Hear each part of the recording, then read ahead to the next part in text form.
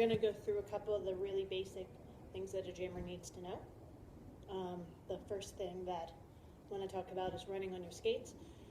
Everything that we do, we want to think about being on a balance beam because we want our movements to be controlled and focused and pretty much in a straight line.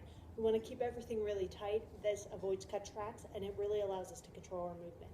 Running on your skates, to practice it, you are sincerely just picking up your skates and running forward on your wheels as quickly as you can.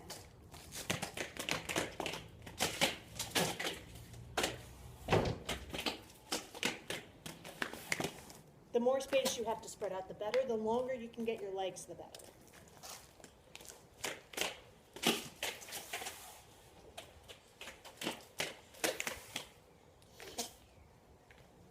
You can also practice running on your toe stops, but it's not nearly as useful.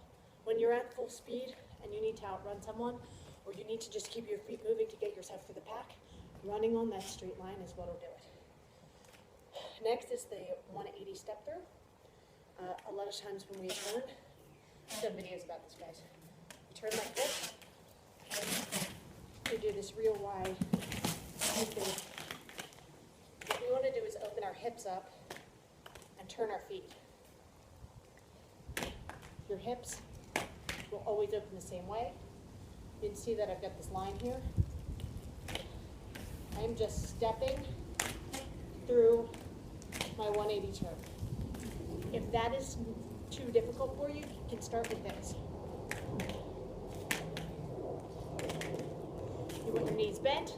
You want the flat of your feet to be parallel with this line.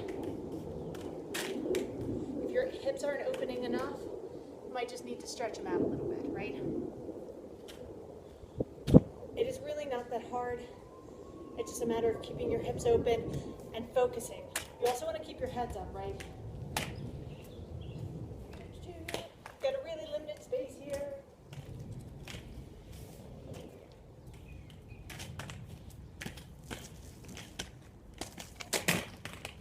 All you're doing is turning your hips. You're not doing anything fancy. You're putting weight on your front foot, shifting your hips back, and putting your weight back on the other foot.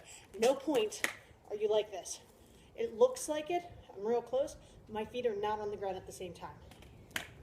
This leads us into a foot-to-foot transition.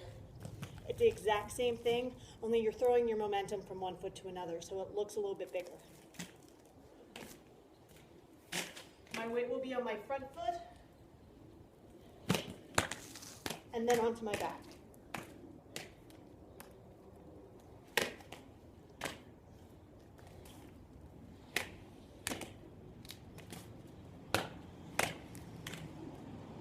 Front foot, snapping your hips. Again, your hips are always open. As you get better at it, you can go bigger.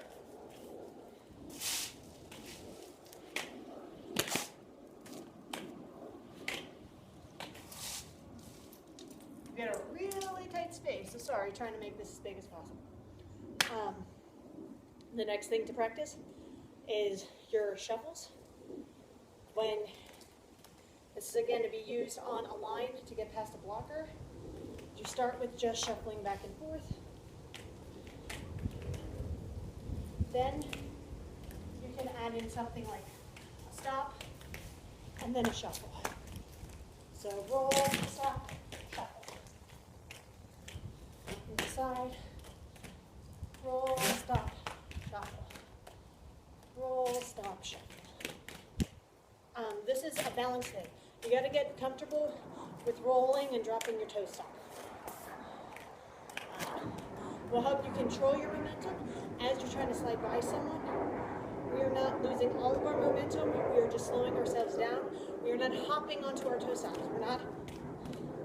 We are just lowering our toe stop to the ground in order to slide a little bit and then control our momentum to move forward. Once you get good at that, you can do a crossover step. Same idea. It's this grapevine, right? I'm sure you do this in practice. Same idea. We want to roll into our toe stop.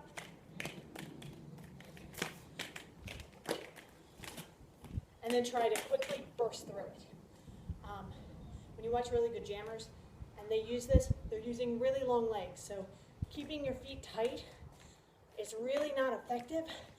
You'll get hit. You're dead if you try and do it that. So you have to try and lengthen your legs. Don't be afraid to use your legs.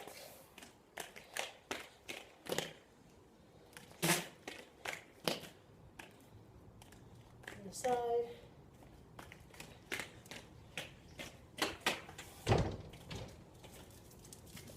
It is scary, and for me, it's easier if my toe steps are lower. The last thing to talk about is trying to step over someone's leg. You can do it several ways. So this is the line. That little bottle is, on the line. I have that much space to get through. You can come in, drop your stuff, and spin over. Again, we're rolling onto our toe step just like we did with that shuffle step. Shooting our leg across to plant, then pushing to spin out of it. Going this way, dropping the toe stop, stepping over, spinning out. You can also practice the act of simply taking that quick hop. Taking the quick hop over top of it.